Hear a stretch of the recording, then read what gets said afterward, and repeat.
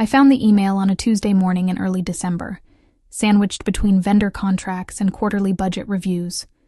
The subject line was simple, almost understated. You deserve to see this.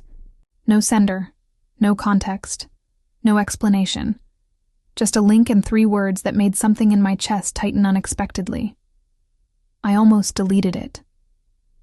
Spam is relentless at a national consulting firm, and I'd trained myself over years to recognize the tells: urgent language, artificial scarcity, the manufactured desperation of clickbait masquerading as security alerts. But something about the neutrality of it stopped me. Not frantic, not threatening, not performative. Just a quiet statement of fact. You deserve to see this. D. I opened it in a private browser window. Professional habit. The kind of caution I applied to everything. Work files, personal finances, boundaries. Always locked down. Always careful. The video loaded silently at first. I recognized the space immediately. My parents' living room. The Christmas tree in the corner, still undecorated.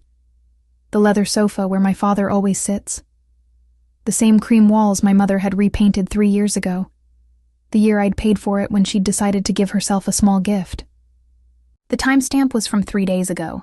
My mother sat on one end of the sofa, legs tucked under her in a way that looked casual and comfortable. My father was in his chair, nursing a drink. My brother Jason was sprawled across the love seat, the way he always was, completely comfortable, completely proprietary, as if he owned the furniture and everyone in it. They were laughing. I watched the screen, and I didn't move. My coffee went cold on my desk. The office hum continued around me. Keyboards, phone calls, the distant sound of the printer. But I was somewhere else entirely. I was in that room, and I wasn't. She's such a little miser, my mother was saying, her voice light and conspiratorial, in a way that suggested this was a familiar conversation. Did you see what she ate for lunch last week? A salad. She'd made it at home. A salad she brought in a Tupperware container. My father chuckled. That specific kind of chuckle that carries contempt wrapped in affection. Claire has never known how to enjoy herself. She never has. It's depressing, Jason added, and I heard the smirk in his voice clearly. The woman makes what? $200,000 a year? $220 maybe? And she's eating bagged salad like a divorced accountant who's on her 4th budget diet. My mother laughed at that. Actually laughed. She'd probably have a breakdown if she ever saw the travel packages Susan was looking at. The Maldives. Can you imagine Claire in the Maldives? Her checking the thread count on the linens instead of enjoying the water? She won't go, my father said with absolute certainty. She'll find a reason not to. There's always something. It's who she is, the workhorse. She'd rather work than live. I felt it then. The first real feeling, underneath the shock. Not anger yet. Something colder and clearer. Something like recognition. The way you might recognize your own face in a mirror at a strange angle and see, for the first time, something you'd always been able to ignore. Well, my mother said, and I heard her lean forward. She's sending her bonus this way regardless. Susan confirmed it in the group chat. Claire already promised Richard the shortfall on the Florida condo. She said yes before I even asked her directly. And my allowance is still on track?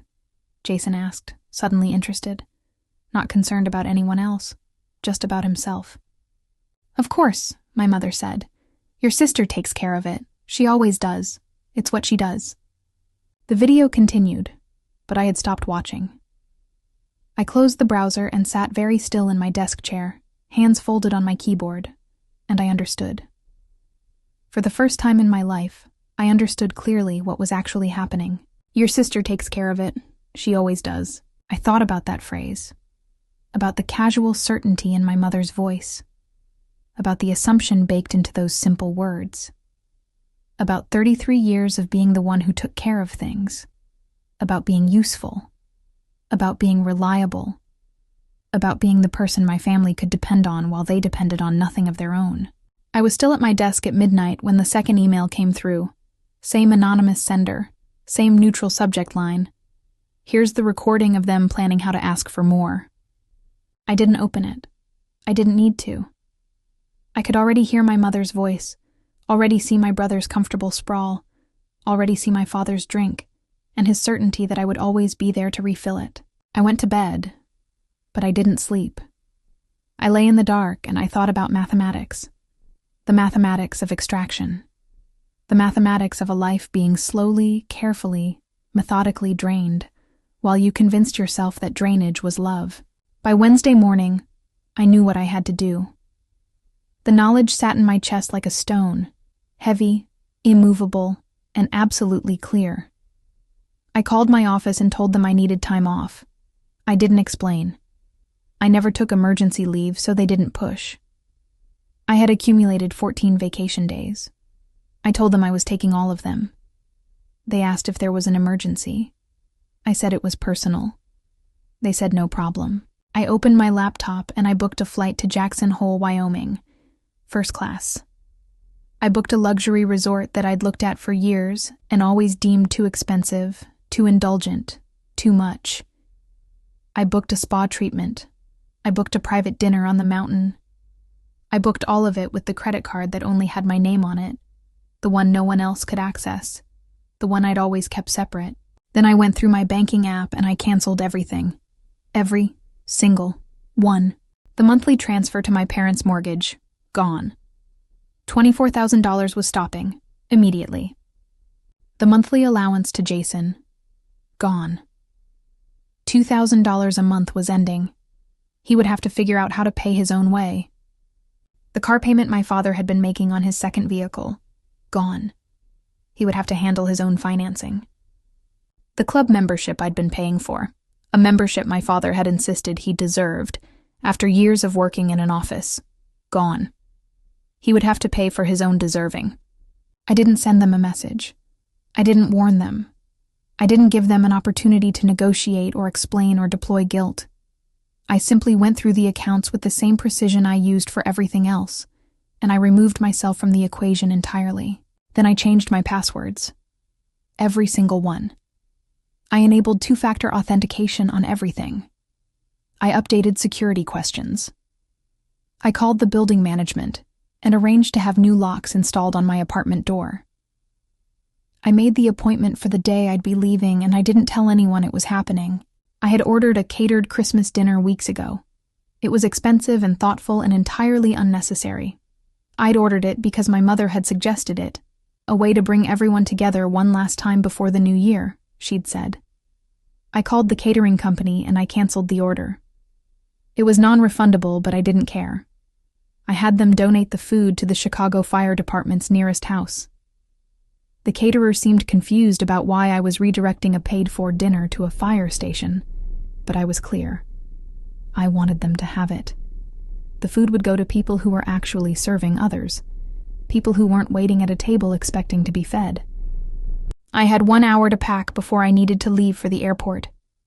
I threw clothes into a suitcase without thinking about what went with what. I grabbed my passport, my wallet, my phone. I didn't leave a note. There was nothing to say that wouldn't be said better through silence. The flight to Jackson Hole was smooth and uncrowded. First class meant unlimited champagne and a seat that converted into a bed. I drank the champagne, and I didn't sleep. I watched the ground disappear beneath me, and I felt something unfamiliar rising in my chest. Not happiness. I wasn't there yet. But something like lightness. Something like the first breath you take when you've been holding your breath for so long that you forgot breathing was supposed to be easy. I forgot, somewhere in my 30s, what it felt like to just breathe. The resort was everything the pictures promised. Snow-covered mountains, a fire in the lobby, hot springs that steamed in the cold mountain air. The room was huge and beautiful, and entirely mine. There was no one here who needed something from me. There was no one here at all. I checked my phone once I arrived.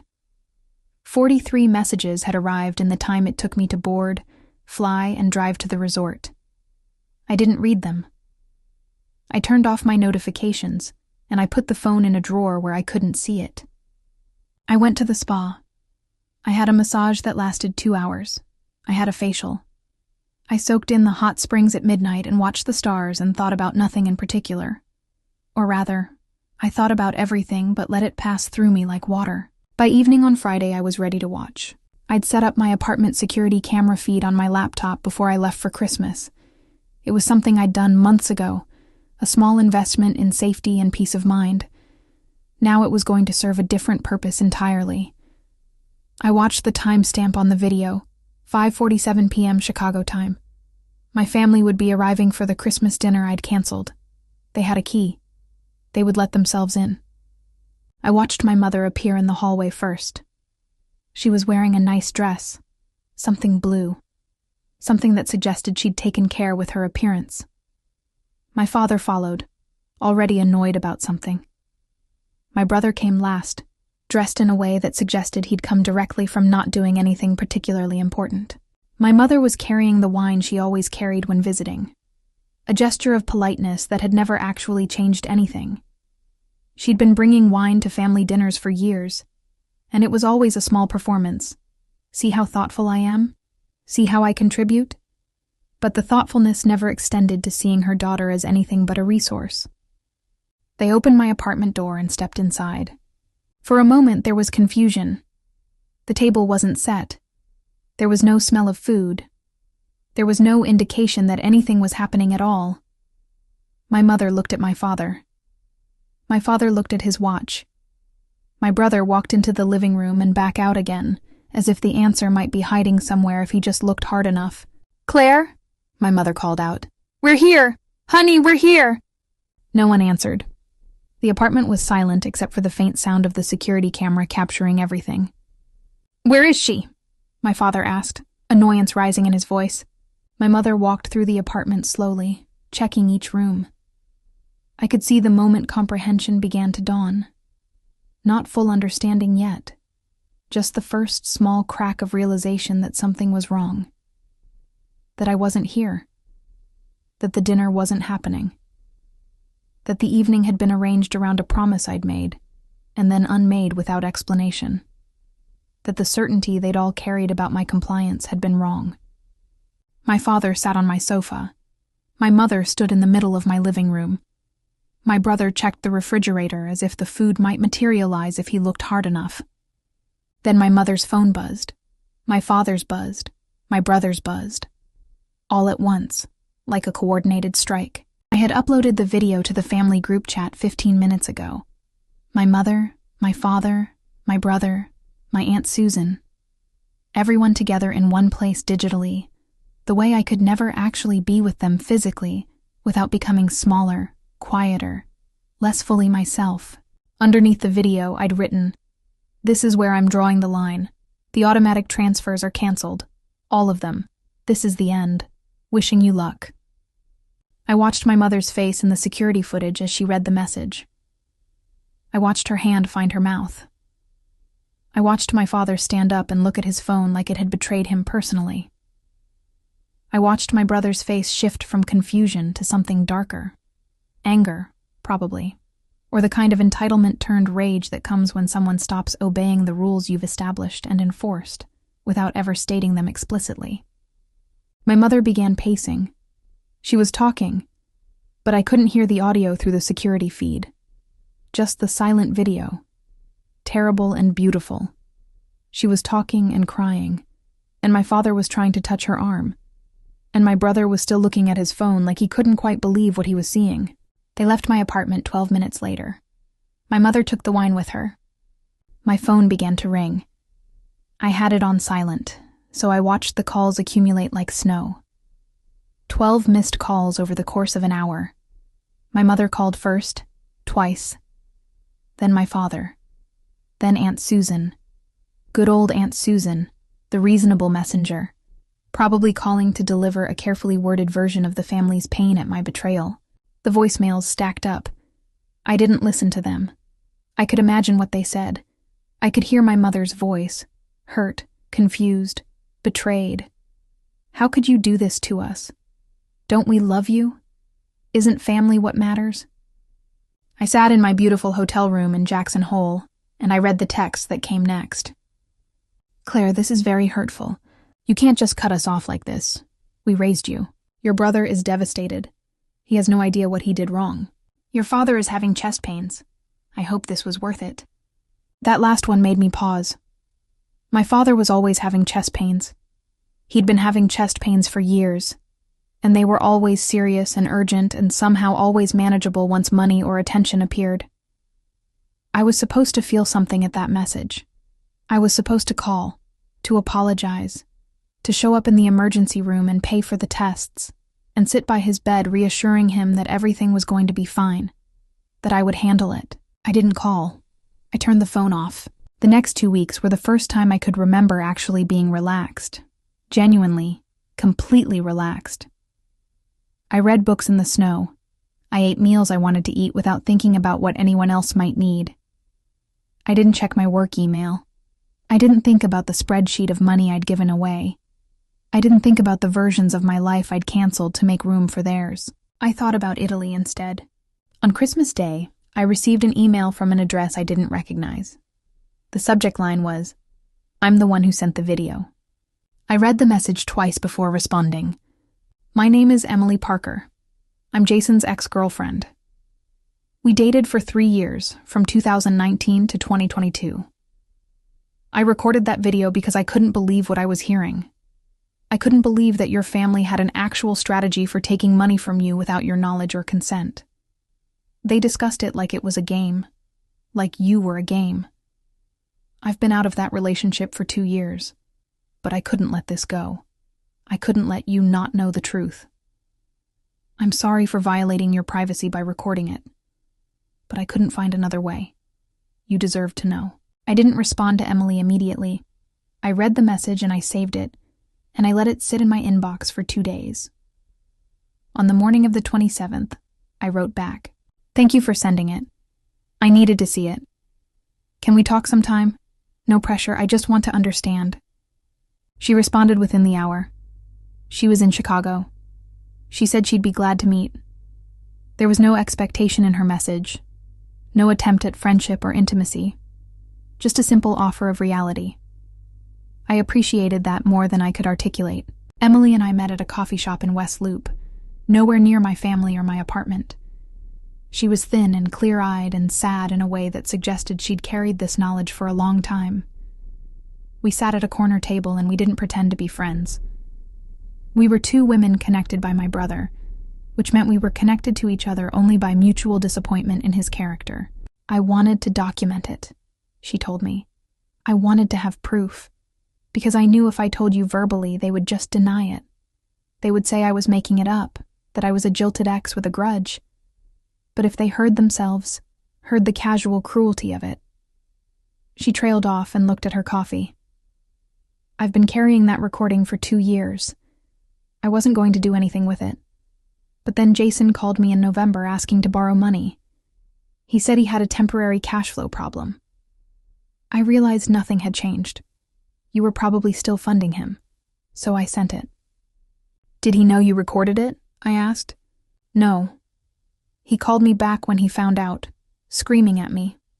Called me unstable. Said I'd ruined his relationship with his sister. He was more angry about me sending it than about what he'd said in it." I nodded. That sounded exactly like Jason. "What did your parents say when you told them you sent it?" I asked. "I didn't tell them. Your brother did. He was furious. He said I was a vengeful psycho, and that I'd ruined his relationship with his sister." Emily looked up from her coffee, and her eyes were clear and steady. "I hadn't ruined anything. I'd just shown you the truth. That's different." We didn't have much more to say after that. I thanked her genuinely. She told me I was welcome, and she meant it. We didn't exchange phone numbers or make promises to keep in touch. We just finished our coffee and we left as 2 women who had briefly occupied the same story and then moved on to completely different ones. By April, I'd settled into my new life. The shock of the break had faded. What remained was something quieter and more sustainable. A simple understanding that my family had been extracting from me for decades, and that extraction was finished. There was no dramatic resolution. There was no moment where they apologized or understood or changed.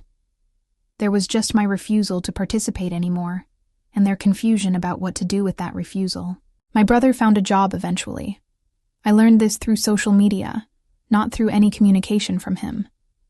He found a job, and he stopped needing money, or at least he needed it from other sources. My father's health stabilized at its usual level of dramatic complaint. My mother learned to function within whatever budget she had, though I'm sure she believed I was the villain in the story she told about this period of her life. At work, I was promoted.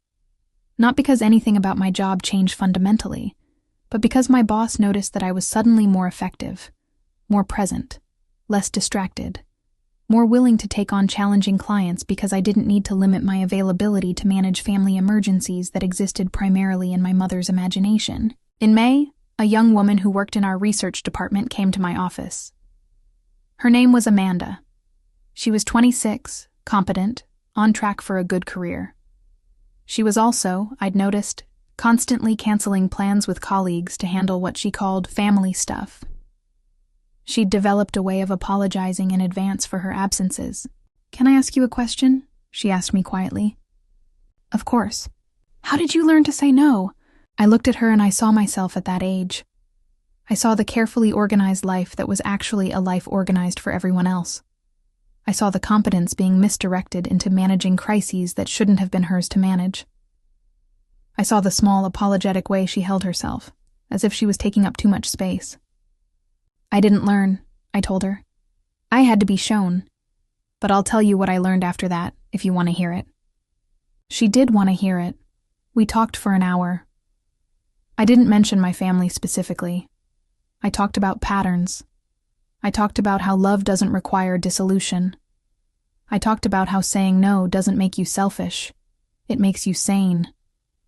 I told her about the spreadsheet of numbers I'd added up, about understanding what extraction looks like when you finally stop mistaking it for devotion. "What if they disown you?" Amanda asked quietly. "What if you set boundaries and they leave?" "Then you'll know exactly what the relationship was worth to them," I said, "and that's useful information." I returned to my apartment on December 29th. The new locks were perfect. I used my new key, and I stood in the living room, and I could feel the difference immediately. Nothing had changed physically. The furniture was the same, the art was the same, everything was the same. But it was different because it was mine in a way it had never been mine before. There were 63 voicemails waiting for me. I didn't listen to a single one. I deleted them all. The rest is quiet. Quieter than I expected. More peaceful. I went back to work. I was effective. I was respected. I was no longer divided between a professional life and a family life that was essentially a second unpaid job. I received a letter from my father in July. He was reaching out, he said. He wanted to know if we could talk. He apologized for making me feel unvalued, and he hoped I would consider coming home for Thanksgiving. I put the letter in a drawer. I didn't respond to it. Responding would have opened a conversation, and I wasn't interested in conversations that began with apologies designed to make room for future requests. My mother sent a text in August. "I miss you." I didn't respond. My brother tagged me in a photo in September, the two of us from years ago when we were still speaking regularly.